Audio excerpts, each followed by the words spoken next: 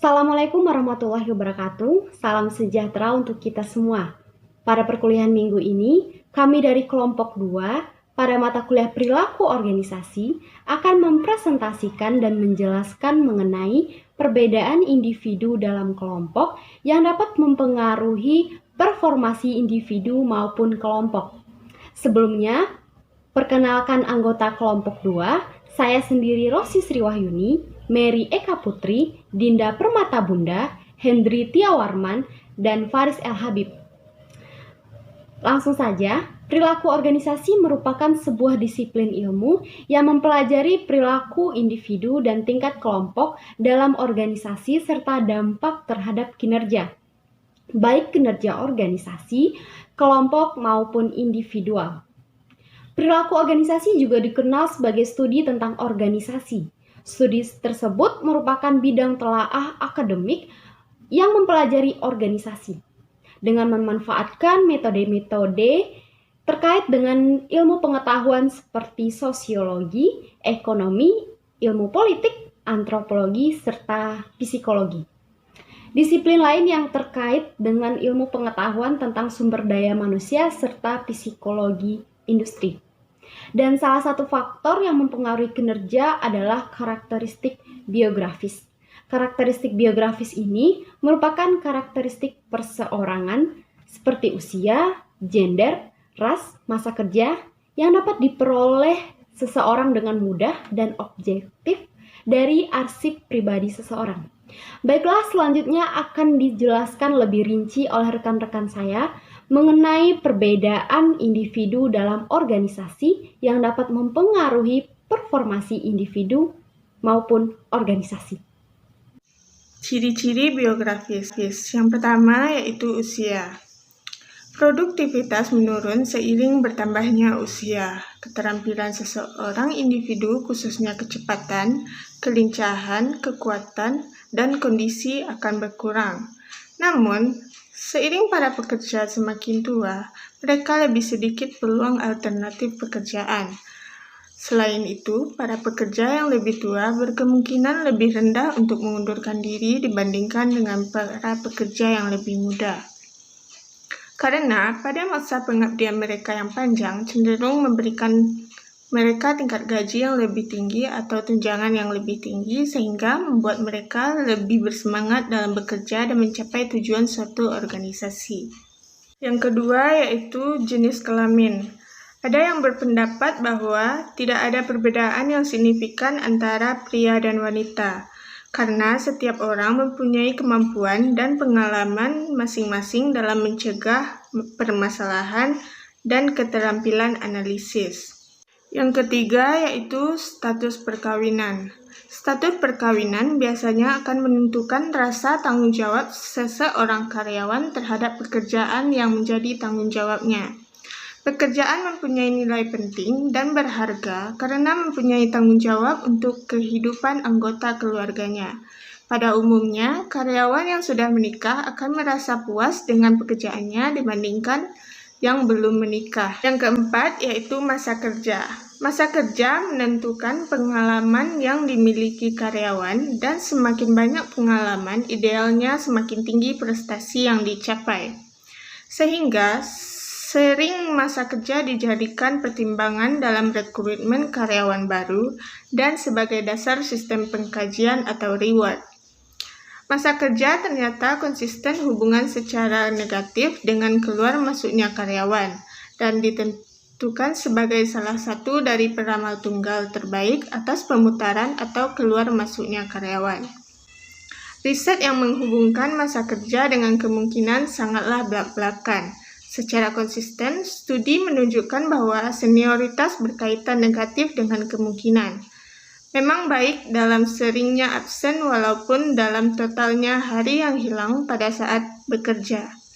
Masa kerja merupakan variabel penjelas tunggal yang paling penting. Baiklah, saya Mary Eka Putri, NIM 1904-2018 akan melanjutkan materi dari rekan saya. Materi selanjutnya yaitu kemampuan. Kemampuan sendiri mempunyai dua subbagian, yaitu kemampuan fisik dan kemampuan non-fisik. Setiap individu sendiri mempunyai kemampuan yang tidak sama dalam mengerjakan sebuah tugas yang diberikan kepadanya.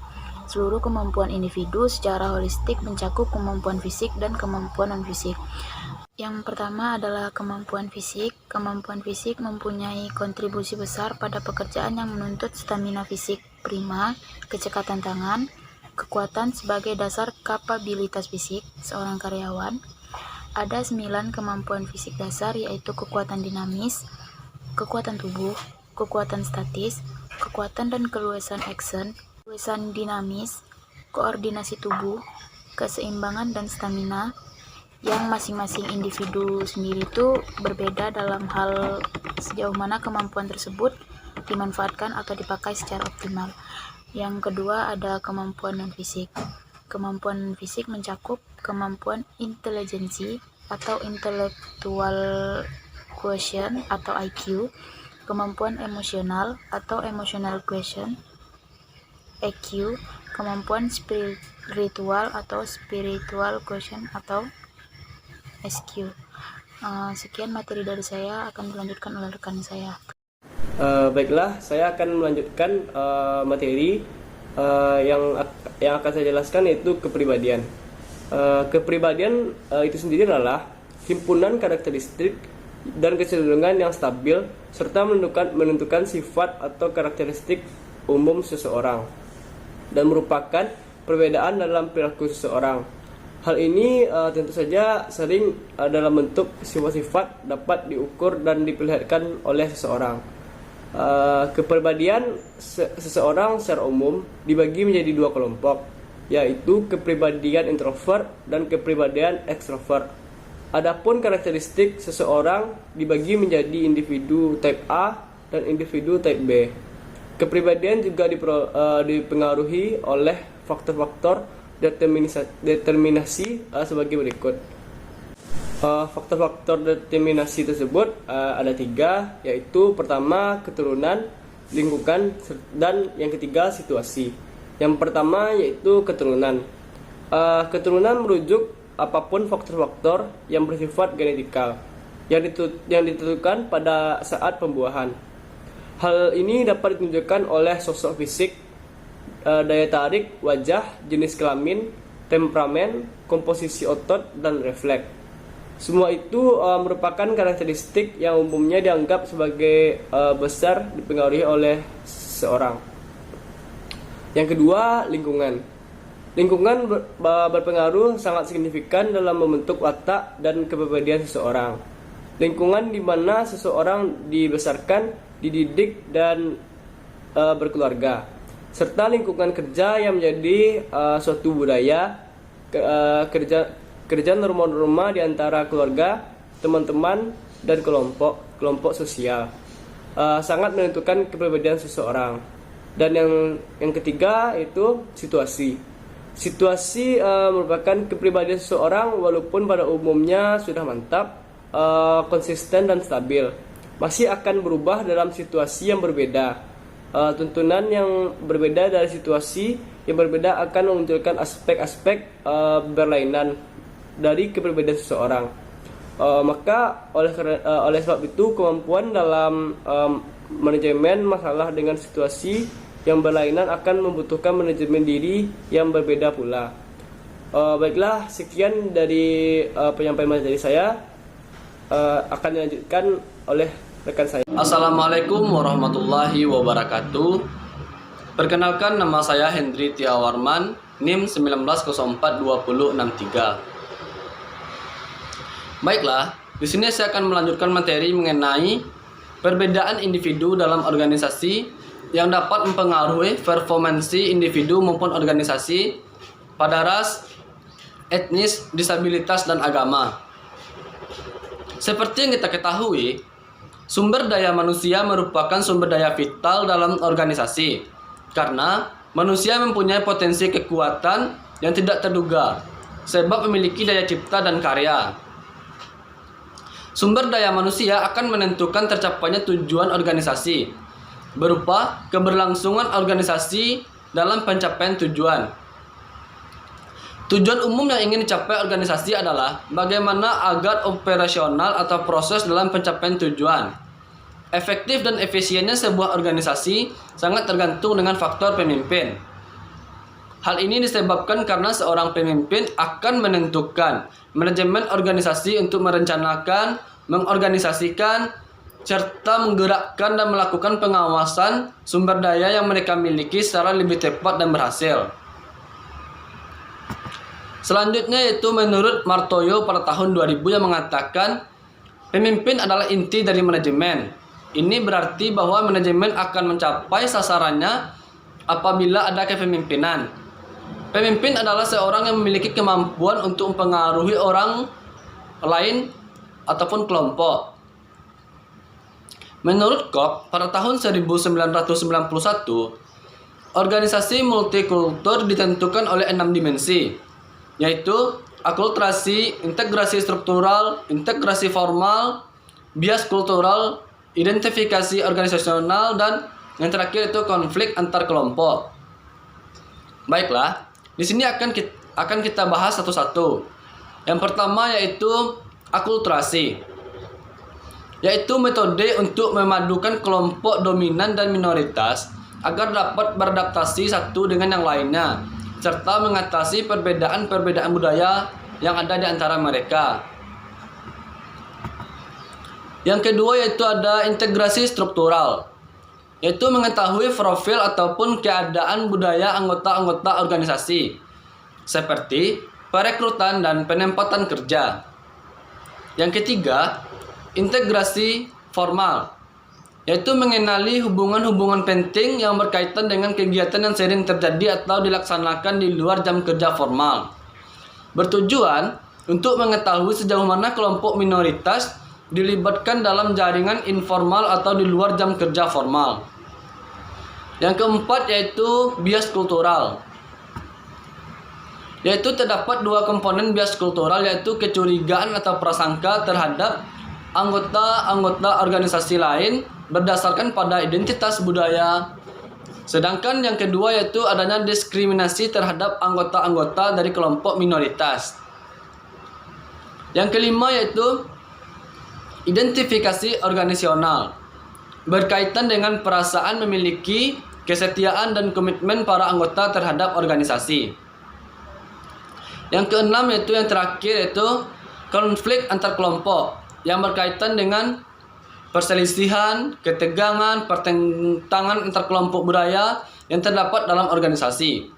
Proses globalisasi akan menuntut suatu organisasi agar mampu mengelola keragaman angkatan kerja untuk meraih keunggulan yang kompetitif. Konflik dan keraguan merupakan suatu sikap yang seringkali dialami oleh setiap manusia. Walaupun bentuk, kualitas konflik dan keraguan itu berbeda pada setiap individu. Keadaan ini terjadi berdasarkan fakta yang dialami manusia, bahwa seseorang tidak bisa berada pada dua tempat dalam waktu yang bersamaan. Hal ini menunjukkan bahwa dua persoalan yang bertentangan itu tidak mungkin terjadi pada saat yang bersamaan dalam situasi yang berbeda secara stimulan.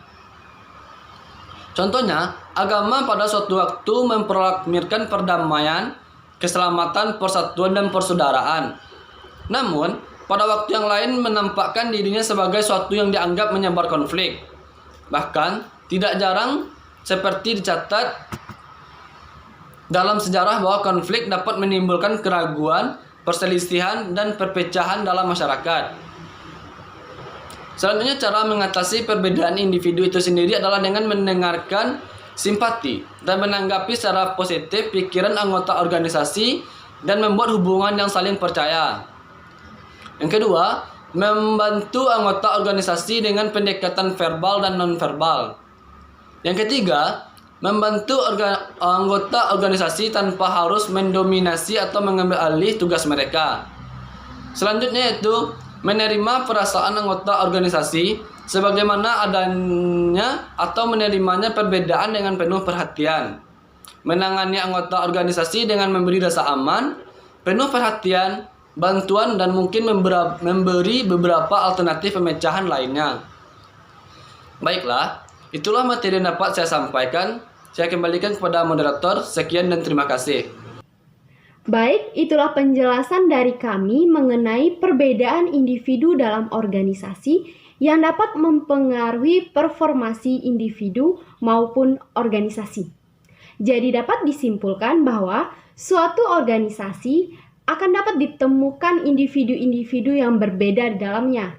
Perbedaan-perbedaan tersebut seperti ciri biografis, pembelajaran, kemampuan, kepribadian, multikultur seperti suku, ras, budaya, dan agama yang tentunya akan sangat berpengaruh pada kehidupan sehari-hari di dalam organisasi tersebut. Baiklah, sekian presentasi dari kelompok kami. Mohon maaf atas segala kekurangan. Terima kasih atas perhatian. Assalamualaikum warahmatullahi wabarakatuh.